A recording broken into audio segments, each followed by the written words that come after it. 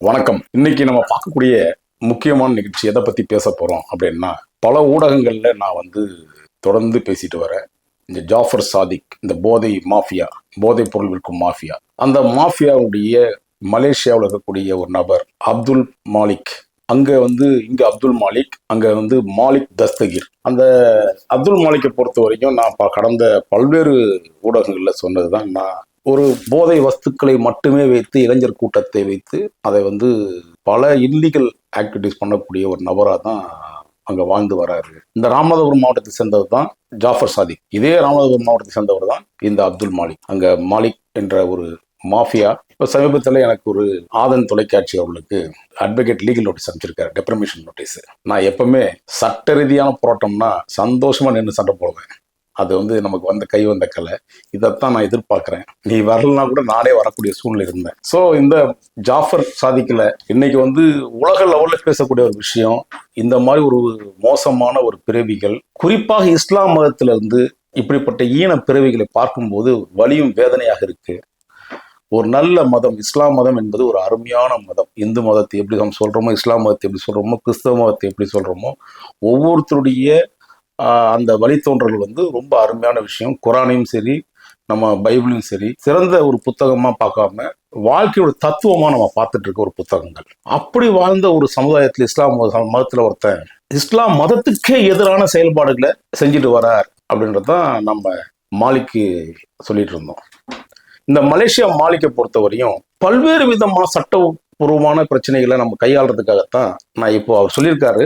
நான் அவர் சொன்ன விஷயங்களை 1-2 விஷயங்களை மட்டும் சொல்லிட்டு, அந்த லீகல் நோட்டீஸ் சொன்ன விஷயங்களை, அவர் ரொம்ப புனிதராம். அந்த புனிதருடைய கதையை நான் சொல்றதை விட மலேசியா ஊடகங்கள் அவர் என்னென்ன வழக்குகள்லாம் பதிவு செய்யப்பட்டிருக்குது அப்படின்னு ஒரு காணொலி, நீண்ட காணொலியா கொடுக்கணும். அதை ஒவ்வொரு பார்ட்டா கொடுக்கலாம் அப்படின்னு ஒரு சின்ன பார்ட். நம்ம இப்போ மலேசியா மாலிக்னா யாரு, அவருடைய தொழில் என்ன, இப்போ அவருடைய வயசு என்ன, கிட்டத்தட்ட பார்த்தீங்கன்னா 32 வயசு உள்ள ஒருத்தர் இந்த வளர்ச்சி பல கோடிகளுக்கு வளர்ச்சி அடைஞ்சிருக்கான் அப்படின்றத நான் ஆணித்தரமா ஆதாரபூர்வமா நான் சொல்றேன்.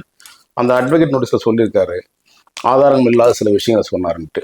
நான் ஆதாரம் ஒண்ணு என்னன்னா, அவர் கேட்கிற விஷயம், நான் 1000 கார்களுடன் படை சொல்லுவேன், 10 பென்ஸ் காரோட வருவேன்னு சொன்னீங்க, எனக்கு அந்த மாதிரியான வசதி வாய்ப்புகள் இல்லைன்ற மாதிரி பிச்சை எடுக்கிற மாதிரி சொல்றாரு. ஆனா அவரு அனுப்பின சில செய்திகள்லயே பார்த்துருக்கேன், 150 படங்களுக்கு அவர் டிஸ்ட்ரிபியூட்டர் அண்ட் ப்ரொடியூசரா இருந்திருக்காராம். குறிப்பாக கபாலி படத்துக்கு நான் தான் விமானத்துக்கே பண்ணேன், அதை மட்டும் ஒத்துக்கிறாரு. அந்த விமானத்துக்கு ஸ்டிக்கர் ஒட்டின கதையில எல்லாம் சொல்றாரு. 150 விஷயங்கள் படம் பண்றான்னா அவன் எந்த வழிமுறையில சம்பாரிச்சிருக்க முடியும் மட்டும் யோசிங்க. இந்த போதை மாஃபியா மாலிக் என்பவன் மலேசியாவில் அவன் என்னென்ன தொழில்கள் பண்றான் அப்படின்னு நம்மளே சொல்ல தேவையில்லை. அவன் இந்த ஊடகங்கள்ல அவன் என்னென்ன கம்பெனியை வச்சுக்கிட்டு இல்லீகல் பிசினஸ் பண்றான். 2ஆம் நம்பர் பிசினஸ்ல இவனுங்கெல்லாம் ரொம்ப கை தேர்ந்து இருக்கானுங்க அப்படின்றத நம்ம முதல்ல பதிவு பண்ணணும். குறிப்பா நான் சொல்றேன், இந்த மாமா மாலிக்னு ஏன் பேர் வைக்கிறான்னா, இங்க இருக்கிற பிரபல நடிகைகளை கூட்டு போய் அவன் எந்தெந்த தொழில பயன்படுத்துறான்றத இந்த மாமா மாலிக் விஷயத்த நம்ம ஓபன் பண்றோம். இவன் மீது மலேசியா நிறுவனங்கள் என்னென்னலாம் குற்றச்சாட்டுகளை அவன் பண்ணிட்டு இருக்கான் அப்படின்றத இத காணொலியை பாருங்க, தெரியும் உங்களுக்கு. 2 முக்கிய சட்டத்தின் கீழ் கைது செய்யப்பட்டுள்ளார். சட்டவிரோத பண மாற்றம் தடுப்பு சட்டம், பயங்கரவாத நிதி அளிப்பு, சட்டவிரோத நடவடிக்கைகளின் வாயிலாக பணம் ஈட்டுதல். அடுத்ததாக இந்த பென்ஸ் காரை பத்தி நான் சொல்லியிருந்தேன் இல்லையா, அந்த பென்ஸ் கார் வரமாட்டாராம், பவுன்சரோட இருக்க மாட்டாராம், ரொம்ப புனிதராம். அவருக்கு இந்த மலேசியா மக்கள்கிட்ட ஒரு மிகப்பெரிய நல்ல பேர் இருக்கான், அந்த மக்கள்கிட்ட ஒரு கெட்ட பேரை உருவாக்கிட்டேனா அப்படின்னா சொல்லியிருக்காரு.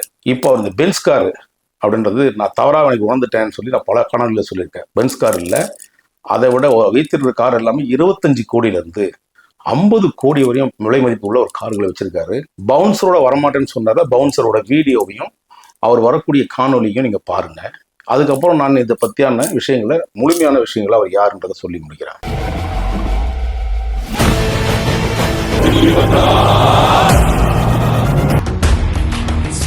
இந்த திரைப்பிரபலங்களை இப்படிலாம் கூட்டு போய் தவறான வழி நடத்துறான் இந்த மாமா மாலிக் அப்படின்றத நான் உங்களுக்கு வெளிப்படையா சொல்லி ஆகணும். இந்த மாமா மாலிக் என்பவன் அவனுடைய தொழிலே வந்து இந்த போதை வஸ்துக்களை கடத்தி சம்பாதிக்கிறது தான். அதனாலதான் இந்த 32 வயசுக்குள்ள இவன் இத்தனை கோடிகளுக்கு அதிபதி ஆனான் அப்படின்றத பார்த்தாவே தெரிஞ்சுக்கலாம். என்னென்னலாம் தவறு பண்ணிட்டு வரான்றத தொடர்ந்து சொல்றேன். இந்த சட்ட போராட்டத்திற்கும் சரி, நான் எப்பவுமே சொல்றேன், ரியல் ஃபைட்டா இருந்தாலும் சரி, ரியல் ஃபைட்டா இருந்தாலும் நம்ம ரெடியா இருப்போம். அதுவும் சட்ட போராட்டம்னா எனக்கு ரொம்ப சந்தோஷமா இருக்கும். இந்த மாளிகை பற்றி தொடர்ந்து உங்களுக்கு காணொலியில நம்ம பேசிட்டே வருவோம். அதுல இன்னொரு விஷயம் உங்களுக்கு நான் சொல்லணும். என்னன்னா, நான் அந்த காணொலி பார்த்த உடனே அவர் வந்து அந்த மாமா மாலிக் வந்து ஒரு பத்திரிகையாளர் சந்திப்பு நடத்துறார். பத்திரிகையாளர் சந்திப்புல அந்த வீடியோவில் நீங்க பாத்தீங்கன்னா தெரியும். நான் பழைய காணொலி வீடியோவும் போட்டு காமிக்கிறேன். இவன் என்னைக்குமே குல்லா போட்டதே இல்லை. இஸ்லாம் ஏதாவது ஒருத்தன் தப்பான தொழில் பண்றவன் முதல்ல இஸ்லாம் மதத்தை பொறுத்தவரையும் அறாம். இந்த அறாம் பண்ணக்கூடிய இவன் 2ஆம் நம்பர் தொழில் பண்றதுக்காக இந்த மாமா மாலிக்கு இது போன்ற இஸ்லாம் மதத்தில் அந்த பிரஸ் மீட்ல பாத்தீங்கன்னா அந்த வீடியோ ஒன்று காமிக்கிறேன். இப்போ உடனே தொப்பி போட்டாங்க. டேய், அல்லாஹ்க்கே ஏக்காதடா, நீ குல்லா போட்டா நீ பண்ற பல்லான வேலைகள்லாம் தெரியாம போயிடுமா? இளைஞர் கூட்டத்தையே அழிச்சிட்டு இருக்கவன் நீ. இந்த இளைஞர்களுடைய நிலைமை என்ன இருக்குன்னு மலேசியா மக்கள் பார்த்துட்டாங்க. அங்கேயே உன்னோட காணொலியிலேயே பல பேர் பல்வேறு விதமான விஷயங்களை விற்கிறாங்க. இத்தனை பலாயிரம் கோடிக்கு எப்பறம் நீ அதிபரான? இந்த போதை வஸ்துக்களை விற்று அந்த இளைஞர்கள்ட்ட வந்து சீரழிச்சிட்டு இருக்க நீ மலேசியாவை. ஆனா உனக்கு 2 பாஸ்போர்ட் இருக்குது. நீ வாராசா, உனக்கு ஒன்னொன்னா கணக்கா அப்படியே வந்து தனித்தனியா பிரிச்சு வச்சு வர காணொலியில உனக்கு பதிவு பண்றேன். இந்த சட்ட போராட்டத்துக்கு நான் தயாராக இருக்கிறேன். நீ வழக்கு பதிவு பண்ணணும். நான் ஆதாரத்தை உங்ககிட்ட கோர்ட்ல கூட கொடுக்கணும். அதுதான் என்னுடைய முடிவு. ஏன்னா நான் எந்த ஒரு விஷயத்தையும் ஆதாரம் இல்லாமல் எந்த விதமான வாய்ப்போக்குல சும்மா பொழுதுபோக்குல சொல்றவன் இல்லை. சட்ட ரீதியாக போராடக்கூடிய ஒருவன் நான். என்னால் இந்த சட்டவிரோதமான செயல்பாடுகள் செய்கிறவர்கள் பல பேர் இன்னைக்கு சிறைச்சாலையில் இருக்கான். பல பேர் வீட்டில் வேலை வெட்டி இல்லாமல் இருக்க அரசாங்க ஊழியர்கள்லாம். ஏன்னா அவர்களையும் நான் பல பேரை நீதிமன்றத்துக்கு முன்பாக நின்று வழக்குகளை வந்து தொடுத்து அவர்களை எல்லாம் சிறைச்சாலைக்கு அனுப்பியிருக்கிறேன். பல பேர்களை வீட்டுக்கு அனுப்பியிருக்கேன். அதனால நீ ஜெயிலுக்கு போறது கன்ஃபார்ம் இந்த விஷயத்துல. ஏன்னா நீ இன்னும் யோகியன் மாதிரி நினைக்காத. சொம்பு, அதாவது நம்ம ஊர்ல சொல்லுவாங்க, நீ யாராருக்கெல்லாம் அங்க சொம்படிக்கிற, தமிழ்நாட்டுல யாராருக்கெல்லாம் சொம்படிக்கிற, பல விஷயங்கள் எல்லாம் எங்க யாராவது பண்ணித்தர அப்படின்ற விஷயத்த ஆதாரங்களோடவே நான் சொல்ல வேண்டியது இல்லை. உங்களுடைய ஏரியாவே சொல்லுது. மலேசியா மக்கள், அந்த மலேசியா மக்கள் ஒரு அருமையான மக்கள். இந்த மக்கள்கிட்ட அன்பை பார்க்கலாம், பண்பை பார்க்கலாம். ஆனா அங்க போய் தவறான விஷயத்தை விதைச்சிட்டு இருக்கிய, மதத்துக்கு எதிரான ஒரு செயல்பாடை செஞ்சுட்டு நீ குல்லா போட்டு சுத்தினா உன்ன அல்லாஹ் மன்னிச்சிடுவான்னு வச்சியா? உன்னை நிச்சயம் தண்டிப்பார் அல்லாஹ். அல்லாஹ் மட்டுமல்ல, மலேசியா மக்கள் ஒரு மிகப்பெரிய விஷயத்தை கையில் எடுத்து கொடுத்துருக்காங்கன்ட்ட குறிப்பாக சொல்றேன். உன்னுடைய அரசாங்கம் என்ன அரசாங்கம் உன்னை காப்பாத்தினாலும் நான் சட்ட ரீதியாக உன்னை வந்து சிறைப்பிடிப்பதற்கு எல்லா விதமான தயாரும் நான் ஏற்படுத்துவேன். வழக்கே வா, சந்திக்கிறேன் வாராகி. நினைப்பதா நீல வண்ண பிம்பத்தை சிதைக்க முயல்வதா ஆக்சிஜன் இன்றி